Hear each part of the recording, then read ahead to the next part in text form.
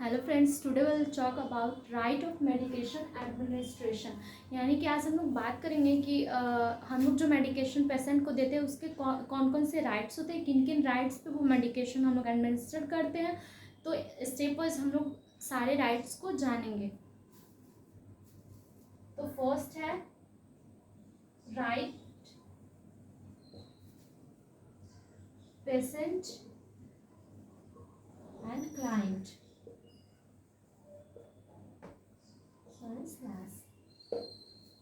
तो first point है right patient and client. यानी कि जो भी हम मेडिकेशन देने जा रहे हैं तो सबसे पहले हम लोग पेशेंट सही होने चाहिए कि इसी पेशेंट को देना है या फिर किसी और पेशेंट को। तो पेशेंट के आईडी नंबर से और पेशेंट का नाम, तो नाम तो अक्सर सेम मैच हो जाते हैं पेशेंट के, बट आईडी नंबर हम चेक करेंगे पेशेंट का। तो ये है फर्स्ट कि राइट पेशेंट होना चाहिए। सेकेंड है right drug and medication.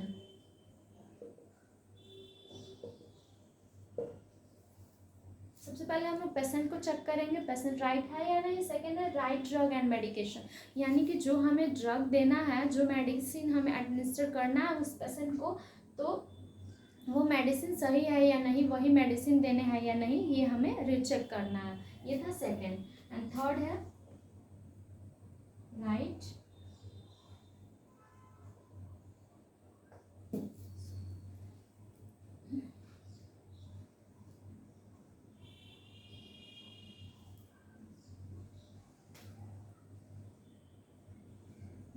Root. Third है राइट रूट, यानी कि जो मेडिसिन है उसे कौन से रूट से देना है, ओरली देना है, आईवी देना है, आईएम देना है, तो हम वो भी कंफर्म होंगे। फोर्थ है राइट डोज। फोर्थ है हम रूट तो चेक कर लिए, अब डोज देखेंगे कि जो मेडिसिन है, सपोज किसी पेशेंट को पीसीएम देना है तो कितना देना है, कितना एमजी देना है, वो हम चेक करेंगे। तो कोई भी मेडिसिन है उसका हम डोज पता करेंगे, देन हम उसे एडमिनिस्टर करेंगे। तो ये था फोर्थ राइट। अब हम लोग फिफ्थ का बात करेंगे।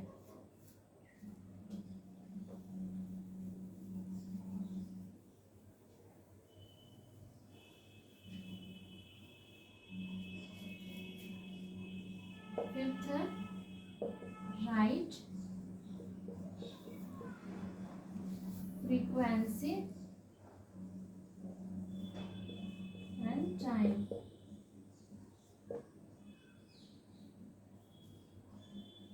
जो फिफ्थ है right frequency and time, means कि जो हम मेडिसिन दे रहे हैं वो 24 आवर में कितने बार देने हैं, तो कितने बार दिला चुका है, कितने बार हमें देने हैं, इस चीज़ का भी हमें पता होना चाहिए। तो ये है फिफ्थ राइट।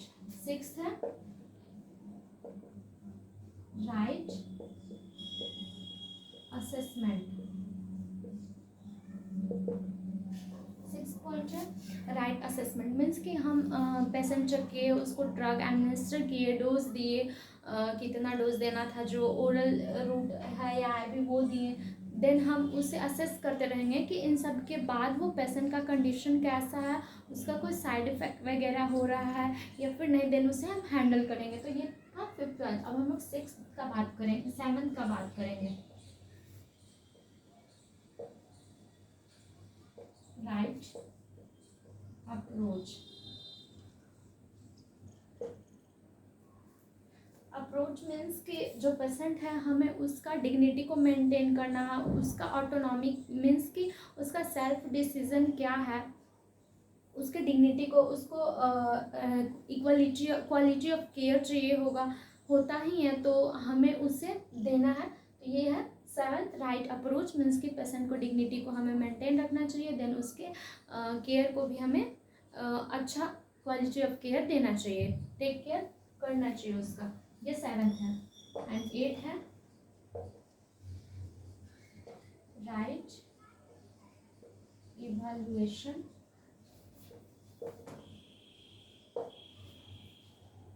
मीन्स कि हमें जो ड्रग है उसका कितना इफेक्ट हो रहा है उस पेशेंट पे, पेशेंट रिकवर हो रहा है या नहीं, या फिर उसका और एडवर्स रिएक्शन हो रहा है, तो हमें उसे भी चेक करना होता है। As a care giver, as a nurse हमें वो सब चीज़ देखना होता है। तो ये था 8 पॉइंट, 8 राइट। अब हम लोग 9 का बात करेंगे।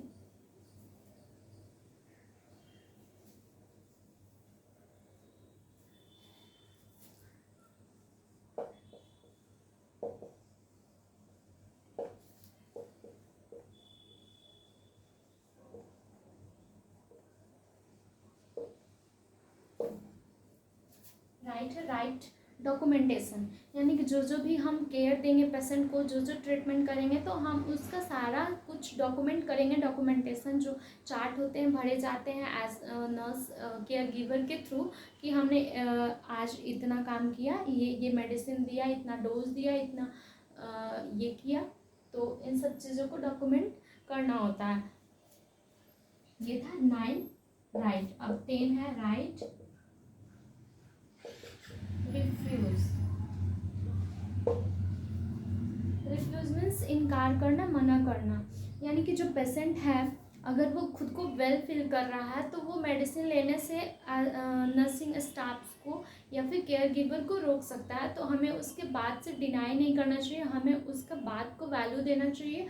और अगर लगे कि हाँ उसे और मेडिसिन चलेंगे, जितना कोर्स है उतना पूरा होना चाहिए, एज अ नर्स हमें उसे मोटिवेट करना चाहिए कि हाँ अभी और मेडिसिन चलेंगे, देन आप फिर और वेलबींग होगे। तो अगर वो आपको कोऑपरेट करे, आपका बात अगर माने, देन हम उसे एडमिनिस्टर करेंगे।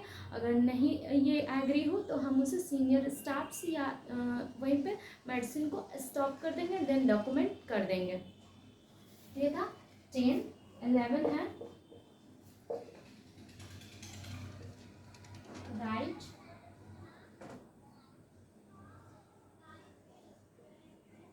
Principal of care.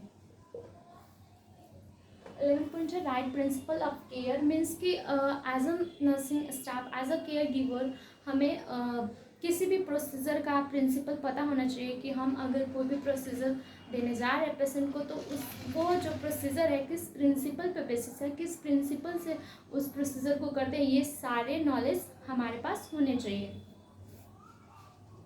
12 है राइट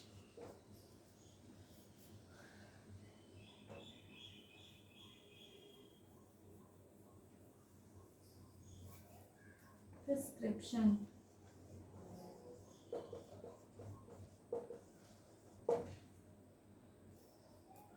हमने जो भी प्रोसीजर करा, जो भी मेडिसिन पेशेंट को एडमिनिस्टर किया, तो उन सभी का प्रिस्क्रिप्शन होना चाहिए एक पेशेंट के लिए। तो हम उसे पहले चेक करते हैं, देन हम सारे प्रोसीजर को केयर देते हैं। तो ये भी हमें चेक करना चाहिए एज अ केयर गिवर। ये था 12 राइट्स। अब हम नेक्स्ट 13 का बात करेंगे।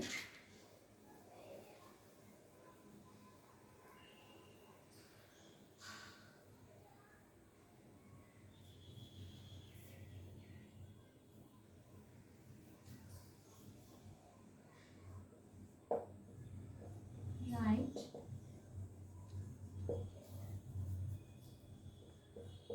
Nursing clinician.